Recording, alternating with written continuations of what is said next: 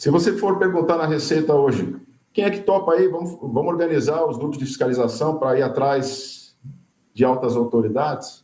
Você não vai encontrar nenhum. É menos arriscado fiscalizar membros do PCC do que altas autoridades da República hoje. Então, isso é um efeito concreto, muito negativo para a nossa instituição.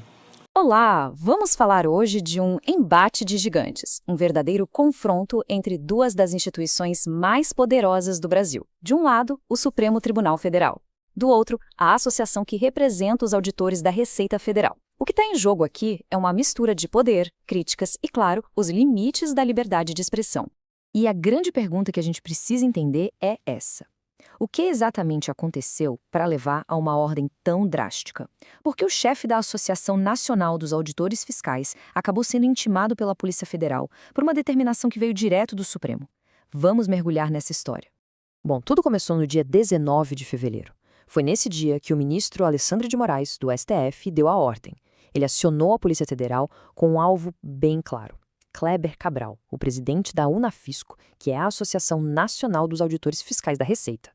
Ok, então para a gente entender direitinho, vamos colocar as peças no tabuleiro. De um lado, a gente tem o STF, representado aqui pela decisão do ministro Alexandre de Moraes.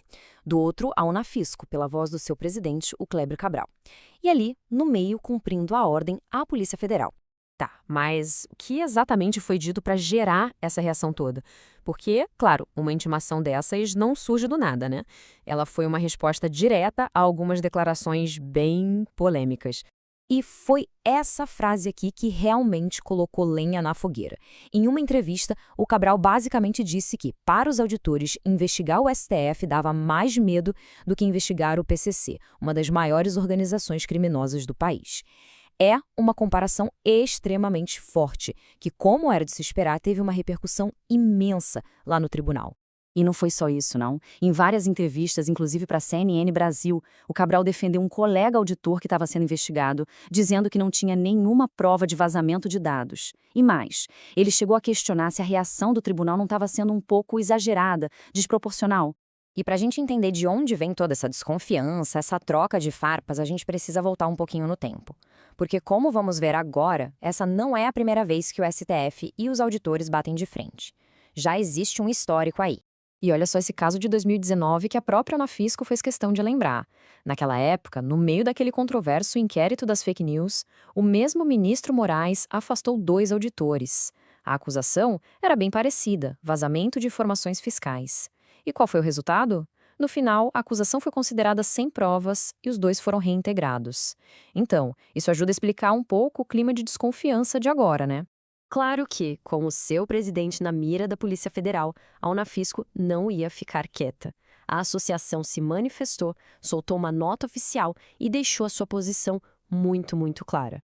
E um ponto central na defesa da Unafisco é um princípio básico do direito, o devido processo legal. O que é isso, em resumo? É a garantia de que todo mundo tem direito a um processo justo, com todas as regras sendo seguidas. É o que protege o cidadão de ações arbitrárias do Estado. E a nota oficial, olha, não pegou leve. A Unafisco falou em profunda preocupação, exigiu respeito à presunção de inocência e pediu proporcionalidade. Mas talvez o recado mais forte tenha sido este. Os auditores não podem ser transformados em bodes expiatórios para tirar o foco de outras crises institucionais. E essa frase aqui, da própria nota, resume bem o argumento deles. Para a Unafisco, o problema é muito maior do que uma simples investigação. Eles estão dizendo que usar servidores públicos para mudar o foco do debate público é algo que, no fim, acaba prejudicando a credibilidade de todo o sistema e enfraquecendo o próprio Estado de Direito. Então, o que a gente começa a perceber é que essa intimação de uma única pessoa é, na verdade, só a pontinha do iceberg. O que esse caso todo revela é uma tensão muito maior, um choque que acontece dentro da própria estrutura do Estado brasileiro. O que temos aqui, no fundo, são 2 visões que estão batendo de frente. Por um lado, a Unafisco se posiciona na defesa dos servidores e do direito de criticar o que eles veem como um abuso. Por outro lado, a ação do STF pode ser vista como uma forma de proteger a sua própria integridade, a autoridade do tribunal, contra o que eles percebem como uma ameaça. E é exatamente por isso que essa história toda é tão importante. Sabe, ela vai muito além das pessoas envolvidas. O que está sendo testado aqui é o delicado equilíbrio de forças, os limites da liberdade de expressão e a relação entre o judiciário e o funcionalismo público, que, no final das contas, é a espinha dorsal do Estado. E isso tudo nos deixa com uma pergunta bem complicada, daquela sem resposta fácil. Em uma democracia, onde é que a gente traça essa linha? Onde termina a crítica, que é super legítima e necessária, e onde começa um discurso que pode ser visto como uma ameaça à estabilidade das instituições? É uma questão fundamental que vale a pena a gente pensar a respeito.